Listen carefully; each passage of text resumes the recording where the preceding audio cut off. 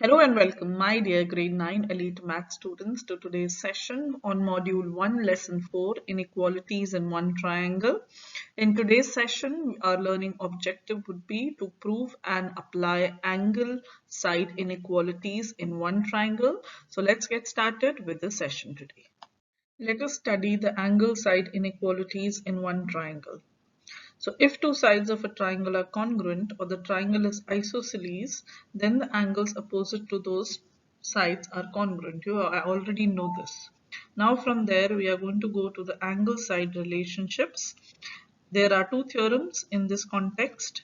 If one side of the angle is longer than the other side, then the angle opposite to the longer side has a greater measure than the angle opposite to the shorter side.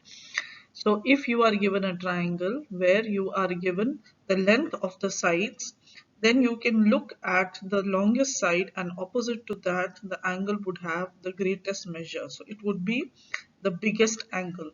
If you have a shorter side, then the angle opposite to that would be lesser than the previous angle.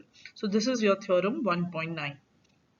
Theorem 1.10, if one side of an triangle has a greater measure than the other angle. So if the angles are given to you, then the side opposite to the angle with the greatest measure is longer than the side opposite with the angle of the least measure.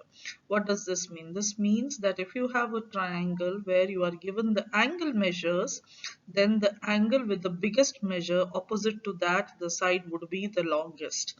And oppositely or conversely, if this angle is smaller, then the side opposite to that angle would be shorter than the other side.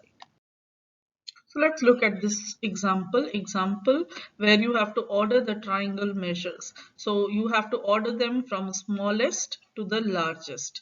So here the triangle LMN is given to you, and as you see, the measures of the side are given to you. So which is the longest side, if I may ask you? If you see, LM is 6.1, MN is 5.4, and ln is 9.5. This is marked here in the figure already. So which is the longest side? ln. What is the angle opposite to it? Angle m. So you know angle m has to be the greatest angle by the theorem you just now saw. After that you have side 6.1, which is ML. So the angle opposite to it, which is angle N, would come in between, and the smallest angle here would be angle L. So the order in which you have to mark the angles from smallest to largest would be angle L, angle N, followed by angle M. Now let's do this check question. In this question, for the triangle, the three sides are given to you. If you look carefully, CB or BC is the longest side, so angle A would be the biggest. Let's mark it this way. After that, you have side 4.8. What is the angle opposite to it? Angle C, so that will be in the middle. And the smallest side is 3.7, so the angle opposite to it, angle B, would be the smallest angle. So the angles from the smallest to the largest are angle B followed by angle C followed by angle A, where angle B is the smallest angle and angle C is the largest angle. Now you may get the converse also, that you are given the angles and you have to order the sides from the shortest to the longest. If you see this figure, this angle is given to you 51, this angle is given to you 90. So definitely by angle sum property you can find measure of angle WXY, which is 180 minus the other two angles 51 plus 90. So when you do that, the angle comes out to be 39. Now, which is the biggest angle? 90. So the side that is opposite to it, WX, would be the largest. Then you have angle 51, which is in the middle. So this side WX would be in the middle. So this will be like the middle one, which is neither largest nor smallest, and 39 is the smallest angle, so the side opposite to it would be the smallest. So now you have to order from shortest to longest. So the shortest is WY followed by YX followed by WX, where this is the shortest length and this is the longest side. So remember, the theorem is valid both ways, in terms of angles, in terms of sides. So now I have taken some questions from your book. This is page 31 for lesson 1-4, inequalities in one triangle. Question 6, 7, 8, 9, 10 and 11 here. Let's do a few of them. We'll begin with question 6. Here if you see, the side lengths are given to you. Which is the biggest side length? 48 centimeters. So the angle which will be the biggest would be angle S. And here you have to list the angles and sides in order from smallest to largest.